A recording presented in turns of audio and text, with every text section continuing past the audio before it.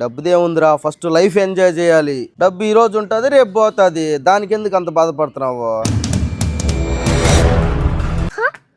అన్నా మీది 100 రూపాయలు పడిపోయిందన్నా.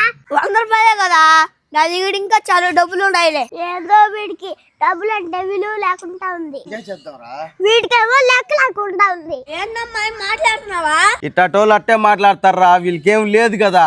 ఏమీ లేదు కాబట్టి డబ్బు విలువ తెలిసేలాగా పెంచాడు మా నాన్న.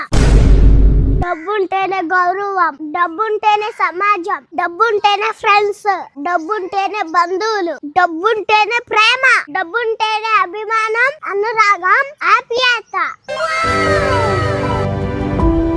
అవునులే, మీరు డబ్బు ఎక్కువ అయ్యి కొట్టుకుంటున్నారు. మా లాంటి వాళ్ళని అలాగే మాట్లాడతారు. డబ్బు ఎక్కువగా ఉందని అహంకారం చూపిస్తే ఈ డబ్బు లేని రోజు అవమానించబడతారు. అప్పుడు డబ్బు విలువ తెలుసుకున్నా మీ చుట్టూ ఉన్న బంధాలన్నీ దూరం అయిపోతాయి. నువ్వెవరో గానీ డబ్బు గురించి చాలా బాగా చెప్పావమ్మా. ఇంకెప్పుడు వృధా ఖర్చులు పెట్టను. ఇంకెవరిని తక్కువ చేసి మాట్లాడను, తప్పుగా మాట్లాడనమ్మా. అమ్మా ఇంక నుంచి 100 రూపాయలు కూడా 1000 రూపాయలుగా చూస్తానమ్మా. ఇదిగో తీసుకో.